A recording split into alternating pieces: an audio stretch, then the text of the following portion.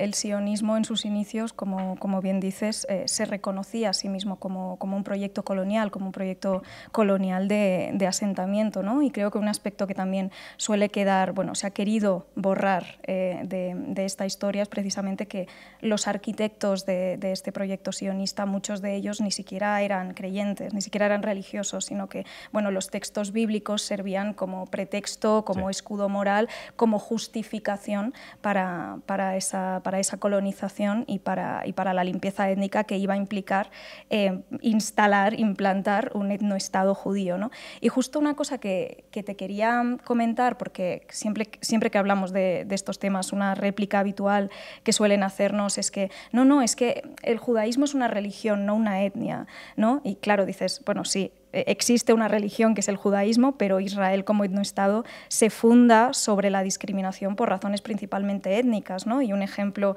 que creo que es bastante ilustrativo de esto es cómo un chico que pueda ser ateo en Estados Unidos, nacido en Nueva York, nacido en Brooklyn, que tenga una madre judía, va a tener más derechos en el Estado de Israel que un hombre nacido en Gaza o tú como descendiente de palestinos, por mucho que os convirtáis al judaísmo. Entonces, ¿qué dirías a quienes dicen que no es un etnoestado, que simplemente hay una mayoría judía? Es el tipo de respuesta que suelen darnos. Pues yo lo que diría, Inés, es muy sencillo. La verdad es que el sionismo al principio hizo ímprobos esfuerzos por esconder su verdadera intención, ¿no? A medida que iba pasando el tiempo y contó con la complicidad absolutamente criminal de otra serie de estados, fundamentalmente de Estados Unidos, ya no se esconden. Ya no hace falta indagar mucho ni rascar mucho para saber que efectivamente lo que hay ahí es un proyecto absolutamente racial. Sobre esto me gustaría darte un dato que tampoco prolifera mucho ni en libros ni en redes, ¿no? Y es que, fíjate si el sionismo es lo que es, que la propia Asamblea General de Naciones Unidas, en resolución 3379, el 10 de noviembre de 1975, dicta esa resolución, calificando al sionismo como un movimiento racista, xenófobo y discriminador. Esta resolución, te digo, noviembre de 75, perdura y pervive hasta que, muy posteriormente, en el año 1991, por razones no explicadas, ahora te diré por qué, de repente se revoca. Y digo no explicadas porque esta famosa posterior resolución de Naciones Unidas, que es la 46/86, lo que dice simplemente es la más exigua, la más corta en la historia de Naciones Unidas. Simplemente se dice que se revoca y se deja sin efecto la resolución 3379. Punto. No se explica ni se motiva jurídicamente o sociológicamente o históricamente el por qué la pretensión inicial de Naciones Unidas fue dejar sentado qué es lo que era el sionismo, para después, 15 años después, simplemente decir que se revoca esa resolución. Quisiera pensar, evidentemente, que hay ciertas presiones internacionales procuradas por el Estado de Israel para que esto sea así. De hecho, en esa primera resolución, calificando al sionismo como movimiento racista y xenófobo, hubo 72 votos a favor de esa resolución, y la famosa posterior del año 1991 fueron 111 los que votaron a favor de revocar la resolución inicial. Es evidente que hay ahí presiones políticas y otra serie de intereses espurios que llevan a esta resolución, pero creo que es importante porque yo lo escucho muy poco. Es verdad que es una cuestión sobre la que se puede debatir desde muchos prismas, históricamente, religiosamente, jurídicamente, pero creo que es muy importante hablar de la propia estructura de Naciones Unidas a la hora de la toma de decisiones, porque parece que Naciones Unidas simplemente dio el ok, el pistoletazo de salida con la famosa resolución 181 de noviembre del 47, en donde hizo una oprobiosa partición de la tierra palestina, ¿no? Pero es que, como te digo, en ese año 75 se dijo lo que se dijo del sionismo. Y esto es algo que se oculta, ¿no? Porque no interesa, es evidente. Por tanto, a tu pregunta no sé si te respondo, pero creo que es así, lamentablemente. ¿Cómo has estado viviendo desde España la situación en Gaza, particularmente desde octubre de 2023? Porque bueno, sabemos que no empieza ahí la persecución y la limpieza étnica contra el pueblo palestino, pero sí que se da a un punto de inflexión, se agiliza, se agrava y en muchos sentidos podemos decir que Israel se quita la máscara. Pues mira, la situación en Gaza, puede que sea cobarde lo que voy a decir, ¿no? Pero yo al principio sí tenía el arrojo de ver las imágenes, porque una de las ventajas, digamos, de la tecnología a lo largo de estos últimos 20 años es que eres mucho más fácil y más cómodo retransmitir la verdad a tiempo real, ¿no? Ya no te puedes escapar. Hace 30 o 35 años cundía mucho más, digamos, lo falaz y la mentira. Era mucho más fácil ocultar la información. Ahora ya no. Ahora con un clic o con un vídeo que grabes puedes mandarlo a la otra parte del mundo. Yo particularmente dejé de ver imágenes de los bombardeos hace ya bastante tiempo, claro, porque no puedo. Evidentemente yo no es que sea más sensible ni que tú ni que el resto del mundo. Yo no soy un ser extremadamente sensible y floto sobre las aguas del mar. Pero es que a nivel humano no me cabe en la cabeza cómo hemos llegado a deshumanizar tanto lo que está pasando allí. No me parece concebible que mientras comes, cenas o te estás vistiendo, pues puedas ver cómo un niño se ha quedado sin familia porque ha matado a los 9 o 10 miembros de su familia, como una niña de 5 años coge en brazos a su hermano de 2, que van a quedar huérfanos. ¿Cómo es posible que la gente muera literalmente de hambre, muera por no tener acceso a una medicina, muera porque hay un francotirador que le ve arrastrándose por comida y le pega un tiro? Yo creo que está el grado de deshumanización que de verdad creo que estamos llegando a un punto en el que cabe pensar, para aquellos que, digamos, denostan la existencia del mal, que creo que es evidente que el mal existe. Yo soy una persona de fe, pero es una cuestión particular, como es lógico. La creencia es algo muy subjetivo, muy particular, pero creo que esto solamente tiene respuesta porque el mal tiene entidad propia. De la misma manera que la Segunda Guerra Mundial parece obvio que bueno, lo que sucede allí tiene una explicación poco acorde con lo que son los valores humanos, lo que está pasando en Gaza ya es absolutamente de poca y difícil digestión. Ya no se sostiene el ver que todos los días mueren 100, 150 personas, 200, todos los días, sin excepción. Y mueren en todas partes, en hospitales, mueren en las colas para coger comida, además les tienden trampas, porque hay señuelos y cuando van a coger comida entonces les bombardean. Me parece que es una maquinaria ya del terror. Esto ya justificación jurídica tiene poca. Una cosa es la reacción inmediata a unos atentados o a una, digamos, actuación poco acorde con los derechos humanos por parte de Hamás, pero otra cosa ya es lo que se está haciendo. Yo creo que además ya, como te digo, hay es que ya no se esconden. En sus declaraciones oficiales, cosa que no verás nunca en un medio occidental, esto sí que se retransmite en muchas televisiones. En las televisiones israelíes hay debates donde abiertamente se dice que hay que acabar con los palestinos. Esto no es... Que son animales humanos. Son animales y además te dicen que hay que acabar especialmente además con sus niños, porque claro, si no acabas con ellos pueden llegar a crecer, pueden llegar a reproducirse. De hecho, tampoco esto es una impresión subjetiva mía. La propia Golda Meir, que llegó a ser primer ministro de Israel, también fue un personaje histórico a estudiar. Una de las frases más famosas atribuidas a Golda Meir es: nunca le vamos a perdonar a los árabes que nos hayan obligado a matar a sus hijos. Sí, lo leí. Bien, pues esta frase es pronunciada por Golda Meir. Yo quisiera imaginarme si un jefe de Estado actual en un país occidental o en un país oriental o en un primer ministro se le ocurriera decir semejante cosa. Yo creo que la reacción sería abrumadora, habría sanciones, actuaría quizá la Corte Penal Internacional, a una institución importante, pero como aquello lo dijo Golda Meir, no solamente no tiene importancia, sino que además hay películas que hablan sobre Golda Meir, ¿no? Entonces, hemos llegado a un punto en el que ya no tengo calificativos. No te puedo decir algo más que no sepas, sinceramente.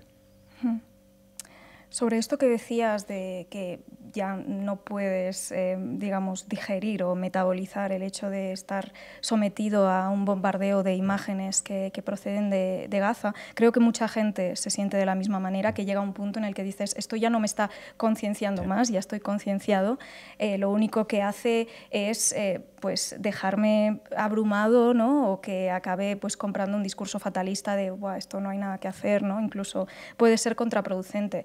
pero sí que es verdad que a pesar de que yo por lo general estoy bastante en contra de lo que llaman la pornografía emocional o el morbo disfrazado de preocupación, de cuando en redes sociales alguien difunde imágenes violentas y demás, creo que la particularidad que tienen las imágenes que nos están llegando desde Gaza es precisamente que son los propios palestinos quienes están haciendo que nos lleguen. Sí. Y creo que en ese sentido es verdad que bueno, yo ya no necesito ver más para saber cómo posicionarme, ¿no?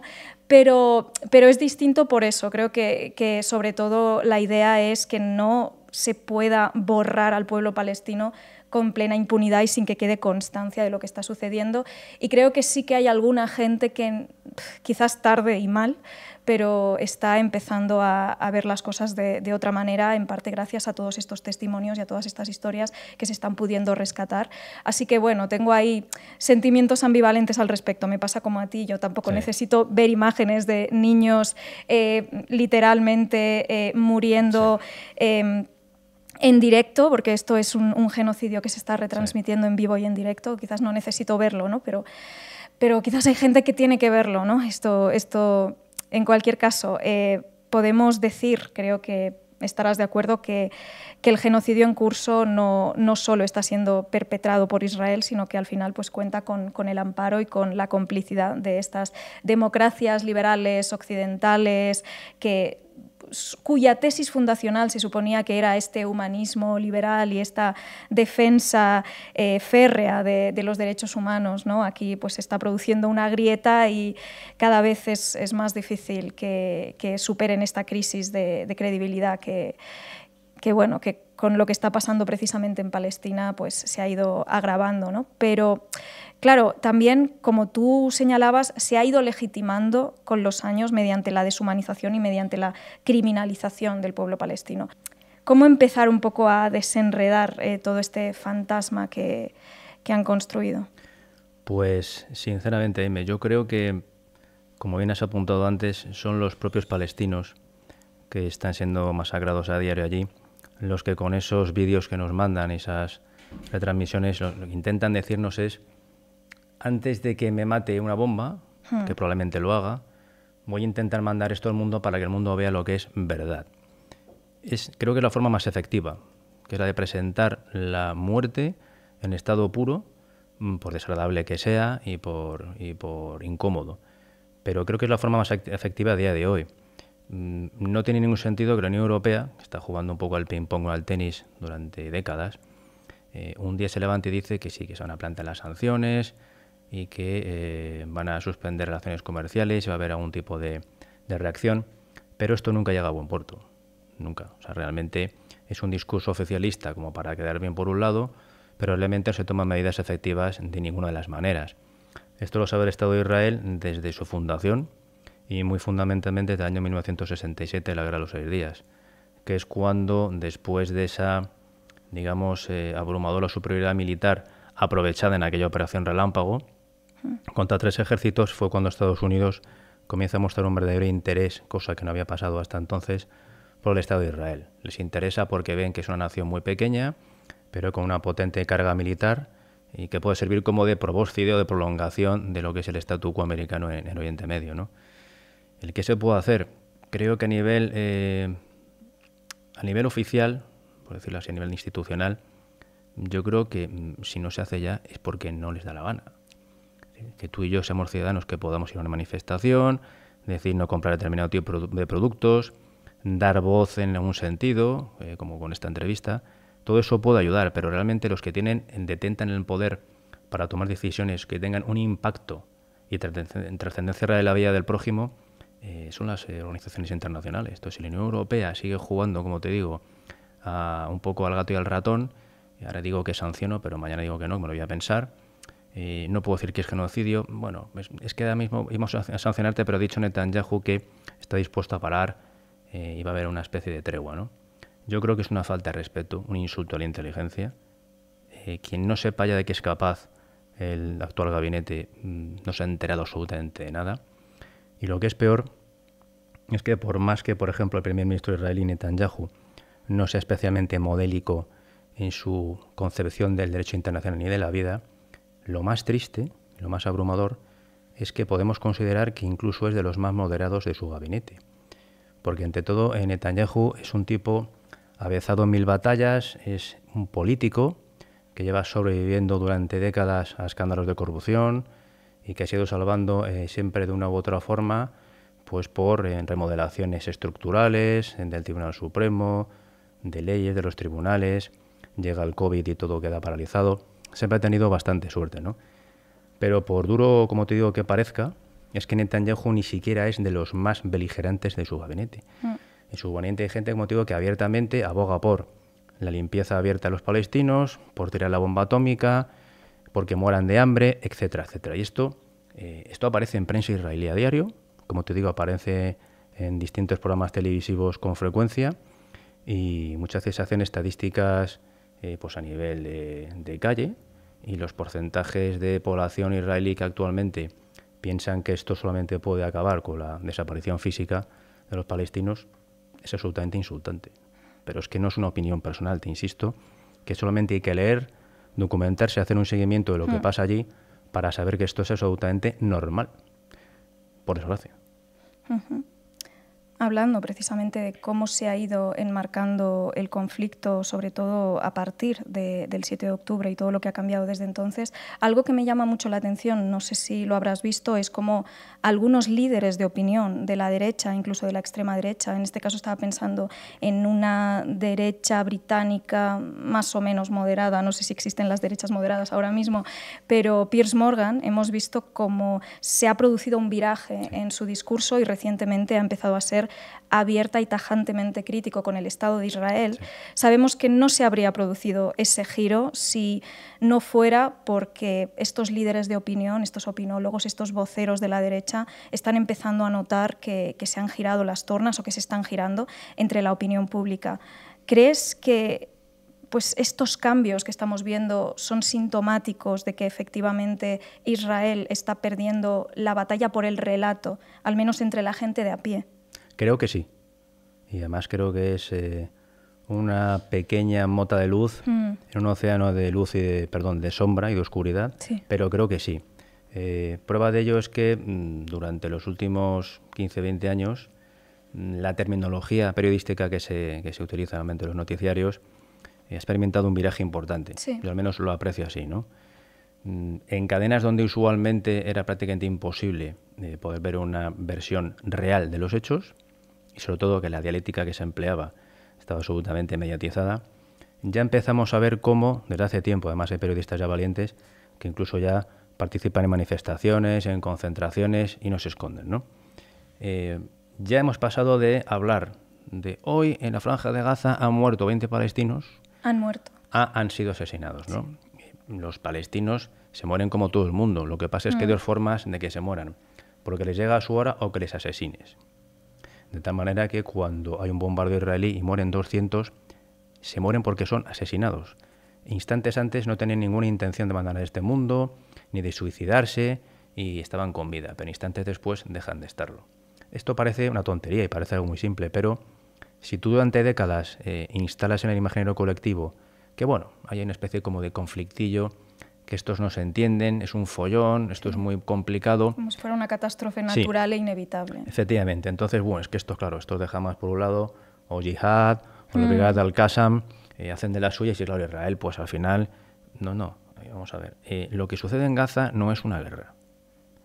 Yo me resisto a pensarlo. Claro. Tendría que revisar el manual clásico de von Clausewitz de la guerra, sí, que seguramente dice algo al respecto, pero cualquier ciudadano con una formación media y con un poco de sentido común puede observar cómo cuando de un lado hay gente que sí que hay milicias y pueden tener fusiles, subfusiles, bazocas más o menos sofisticados, en algún caso algún explosivo, efectivamente llevan lanzando estos famosos misiles durante décadas, cada vez más perfeccionados, estupendo. Ni se me ocurre venir aquí a hacer una especie de apología de que eso es correcto ni que hay que hacerlo así. Lo que estoy diciendo es que hablar de una guerra donde por un lado hay unos ejércitos más bestiales del mundo, más bestiales, probablemente sea el tercer o cuarto ejército del mundo, con capacidad nuclear, que tiene una aviación impresionante, que tiene flota de guerra, que tiene tanques, que tiene todo tipo de drones, que cada soldado lleva en su cuerpo varios decenas de miles de dólares de tecnología militar. Que eso se califica una guerra cuando se enfrentan con individuos que apenas tienen fusiles, personalmente me parece un despropósito y un insulto. No creo que esto sea una guerra. Le puedes llamar un conflicto, puedes llamar que hay un conflicto armado o otro tipo de terminología, pero guerra en el sentido clásico me parece que es una vergüenza. Pero bueno, cuando tú dices que hay una guerra parece que es todo más fácil de digerir, ¿no? Porque siempre en las guerras tú sabes que muere gente inocente, ¿no? Hay muchos civiles. Por tanto, si tú dices que hay una guerra, ya se sabe que van a morir civiles, pero lo que pasa allí no es una guerra. O sea, tú no coges un megáfono y le dices a la gente, marchaos de aquí al norte, que vamos a bombardear el sur, y cuando van en camino bombardean el norte. Eso no es una guerra. Y tiene un calificativo muy claro. Por cierto, acuñado por un judío polaco en 1944, como bien sabes, ¿no? Rafael Lemkin, que fue el primero que se preocupó de esta cuestión, y acuñó el término genocidio, ¿no? Mira, haciendo un repaso del Estatuto de Roma, yo animo a cualquier persona que tenga cierta ilusión por saber un poco más cada día y por acercarse un poco más a la realidad de los hechos. Si uno agarra el Código Penal Español y vas a una parte concreta del Código Penal Español, pasa al título 24, está dedicado a los delitos contra la comunidad internacional, ¿no? Hay muchos artículos, 607, 616 bis. Hay un catálogo inmenso, prolijo y extenso sobre todas las conductas delictivas en las que puede incurrir un Estado o unos individuos en un proceso bélico. Pero si vas al Estatuto de Roma, el Estatuto de Roma es el marco jurídico sobre el que pivota o se mueve en la Corte Penal Internacional, ¿no? Ahí están definidos terminológicamente los conceptos de genocidio, crimen de guerra, crimen de lesa humanidad y agresión, que son la competencia material que tiene la Corte Penal Internacional, ¿no? Yo, honestamente, vale, puede que tenga ventaja en cuanto al uso de los términos jurídicos como abogado, pero si tú lees, o que el ciudadano medio normal, el Estatuto de Roma, en la parte que se dedica a los crímenes de guerra, el artículo 7, hay un catálogo inmenso de conductas que se entienden crimen de guerra, ¿no? A la vista de lo que está pasando en Gaza, creo que son del orden de 34 conductas, digamos, susceptibles de tipificación penal, según el Estatuto de Roma. He hecho una revisión recientemente y yo diría que en torno al 90% de las 30 y tantas conductas que establece el Estatuto de Roma se están ejecutando por Israel. No te puedes imaginar. Todas cuadran y todas son despiadadas, intencionadas, dolosas, hay intención de supresión, de aniquilación, de muerte, de tortura, todas. Pero es que el de genocidio también. Genocidio comporta 5 conductas perfectamente definidas, como es la desaparición física de todo o parte de una población, lesiones intencionadas sobre todo o parte de esa población, el hecho de practicar conductas o comportamientos que pueden abocar a esa gente a que pueda morir, el hecho de impedir que las mujeres tengan más niños o el traslado forzoso de menores.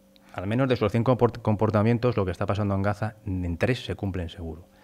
Con esto quiero decirte que es tan obvio y tan fácil perseguir, si es que hubiera un verdadero sentimiento internacional de persecución de lo que es el crimen de guerra, que no hace falta, como te digo, ser un observador privilegiado. Es que basta con saber lo que está pasando allí, con coger la norma y ver que estamos tardando en perseguir a estos criminales de guerra. Hemos sabido también recientemente de los tiros que se están produciendo en centros, en espacios a los que acuden familias palestinas en busca de ayuda humanitaria. Sí. Este también es como... cada día nos despertamos con una noticia que dices, vale, lo añadimos a la lista de crímenes de lesa humanidad porque es que no hay por dónde... Sin duda alguna. Sí, como decías, algunos medios, sobre todo al principio, creo que todavía... La mayoría de medios generalistas siguen hablando de guerra. Creo que he visto alguno más alternativo, quizás, o más independiente, emplear el término genocidio, pero es menos habitual. Como dices, estableciendo una falsa equivalencia, como si existiera algún tipo de simetría entre una potencia nuclear asistida por Estados Unidos y por las grandes superpotencias occidentales y un pueblo sitiado, sin agua, sin electricidad, donde más del 50% de la población es menor de edad. Quiero decir, no hay por dónde cogerlo, pero estábamos hablando también del papel que tienen los medios, ¿no? en la justificación de lo que está sucediendo y en la forma en la que se ha podido legitimar al régimen israelí. ¿Qué responsabilidad crees que tienen en un hipotético futuro, si es que se produce, porque bueno, la historia la escriben los vencedores, pero en un hipotético juicio de Nuremberg por Palestina? ¿Crees que también los periodistas, los voceros, digamos, de Israel tendrían que responder? Yo creo que tendrían, otra cosa es que vayan a hacerlo. ¿No? Lamentablemente. Mira, a nivel nacional sí que puedo constatarte, nuestro país ha sido modelo durante muchos años, durante décadas, de lo que se llama la justicia universal. De la posibilidad de que desde España, de la Audiencia Nacional, se pudiera perseguir, enjuiciar y finalmente condenar crímenes cometidos fuera del territorio español que sean contrarios a las gentes. Genocidio, crímenes de lesa humanidad, agresión, crimen de guerra, etcétera, etcétera. De hecho, conocemos, ¿no?, la etapa del famoso Baltasar Garzón, que era frecuente que llegaran querellas a la Audiencia Nacional por distintos motivos y razones, ¿no? Lo que sucede es que a nivel jurídico, el principio de justicia universal que primaba en España tuvo una herida fatal que prácticamente hace casi imposible que determinados delitos, sobre todo el de genocidio y crímenes contra la de lesa humanidad, se persigan. En 2014 tiene igual una reforma legal de la Ley Orgánica del Poder Judicial por la que se modifica el artículo 23, en concreto el apartado 4, ¿no?, de la Ley Orgánica del Poder Judicial. Si tú lees el preámbulo, da la sensación al principio de que no, lo que se está haciendo es reforzar, de hecho se amplía el catálogo de delitos susceptibles de persecución por parte de la Audiencia Nacional. Lo que sucede es que en la práctica cada uno de esos delitos necesita la concurrencia de una serie de requisitos para su perseguibilidad. Es decir, por ejemplo, en el delito de genocidio dicen sí, nosotros tenemos la capacidad de perseguir a un criminal o a unos criminales, pero siempre y cuando el delito se cometa fuera de España, o por un español, o por un extranjero que reside habitualmente en España, o por un extranjero que, aunque no reside habitualmente en España, se encuentra en España en ese momento y España haya denegado la extradición al país, en este caso peticionante, ¿no? ¿Esto qué significa? Esto significa que es prácticamente imposible que un criminal de guerra que opera fuera de las fronteras españolas termine siendo enjuiciado y condenado por la Audiencia Nacional. ¿Por qué? Porque si analizas bien la concurrencia de estos requisitos, tienes que ser o español o extranjero que reside habitualmente en España, y si no, tienes que estar por aquí de vacaciones y además te han denegado la extradición. Hombre, parece poco fácil de que concurra al menos el requisito de que un criminal de guerra, conocido, notorio públicamente, reside habitualmente en España. Lo normal es que en España no haya un tipo tomándose una cerveza en Denia mientras da instrucciones para ejecutar a un grupo étnico determinado, ¿no? Parece complicado que esto pueda suceder. Por eso me parecen loables los intentos, las intentonas por parte de muchas personas que quieren llevar a determinados individuos ante la Audiencia Nacional, pero creo que ese es esto un golpe de muerte fatal al principio de justicia universal. La motivación es clara. Se sabe que fue por la presión de determinados estados, cuando se anduvo hablando sobre los posibles crímenes en Guatemala, cuando se anduvo investigando lo que pasó con Couso en Irak, también cuando se anduvo investigando la posibilidad de que en los tiempos de Sharon se cometieron más de una tropelía, o lo que pasó, por ejemplo, en China con el tema del Tíbet. Se sabe que el cúmulo de estas presiones internacionales hizo que el Estado español maquillara, modificara la Ley Orgánica del Poder Judicial sobre la base aparente de que era mucho mejor así, porque se amplía el catálogo de delitos perseguibles, cuando realmente, atendiendo a los requisitos específicos que se necesitan, es prácticamente imposible. Por eso, lamentablemente, es muy difícil que, de luego, desde España vayamos a ver a un criminal de guerra desfilando por aquí. Entre otras cosas porque ellos saben que no pueden salir de sus países y solamente van donde saben que pueden ser recibidos. Lo saben de sobra. O sea, no van a pisar suelo español alegremente para ser recibido por el presidente español ni por el rey de España, sabiendo lo que están haciendo.